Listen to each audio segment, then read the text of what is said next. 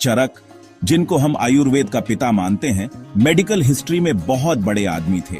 उनका जन्म कब हुआ ये तो कोई नहीं जानता, लेकिन ज्यादातर लोग मानते हैं कि वो 6ठी शताब्दी ईसा पूर्व और 2री शताब्दी ईसवी के बीच इंडिया के ज्ञान के जमाने में पैदा हुए थे।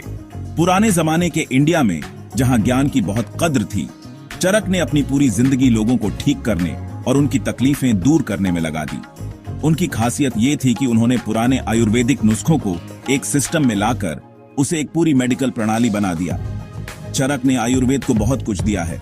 उनकी सबसे बड़ी किताब चरक संहिता आज भी आयुर्वेदिक दवाओं की नींव है। ये सिर्फ एक मेडिकल किताब नहीं है, ये चरक की इंसानी शरीर और कुदरत की गहरी समझ का सबूत है। चरक संहिता एक बहुत बड़ी किताब है जिसमें 120 अध्याय हैं, जो चरक की प्रतिभा का प्रमाण है।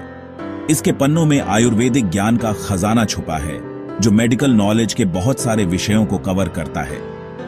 ये किताब आयुर्वेद की 8 मुख्य शाखाओं के बारे में बताती है।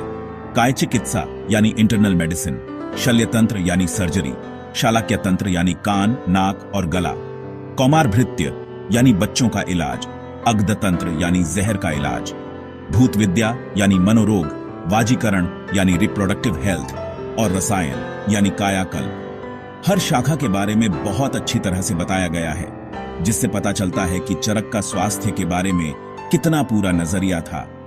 चरक संहिता सिर्फ दवाइयों की लिस्ट नहीं है, ये इंसानी शरीर, मन और आत्मा को समझने की पूरी गाइड है।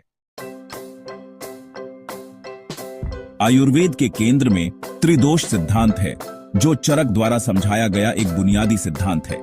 इस सिद्धांत के अनुसार हमारे शरीर में 3 मुख्य एनर्जी या दोष होते हैं, वात, पित्त और कफ। वात हवा और आकाश से बनता है और ये मूवमेंट को कंट्रोल करता है। पित्त आग और पानी से बनता है और ये मेटाबॉलिज्म को कंट्रोल करता है। कफ पृथ्वी और पानी से बनता है और ये शरीर के ढांचे और लुब्रिकेशन को कंट्रोल करता है। चरक के अनुसार जब ये तीनों दोष संतुलन में होते हैं, तब हम स्वस्थ रहते हैं। अगर इनमें से किसी एक दोष में भी असंतुलन हो जाए तो हम बीमार पड़ सकते हैं। शरीर में संतुलन बनाए रखने का यह कॉन्सेप्ट आयुर्वेदिक निदान और इलाज का आधार है।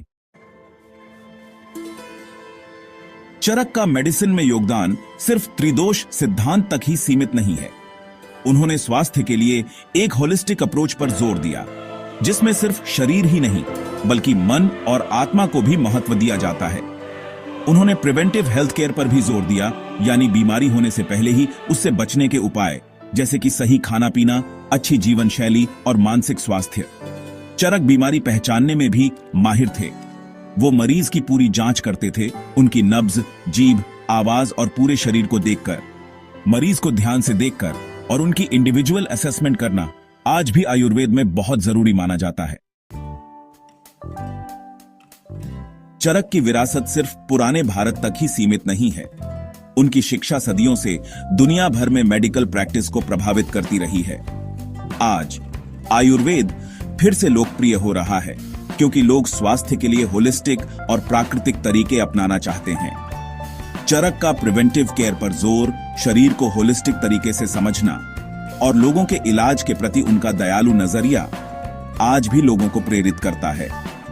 उनका ज्ञान आज भी हमारे लिए एक प्रकाश स्तंभ की तरह है, जो हमें स्वास्थ्य, संतुलन और खुशहाली के रास्ते पर ले जाता है।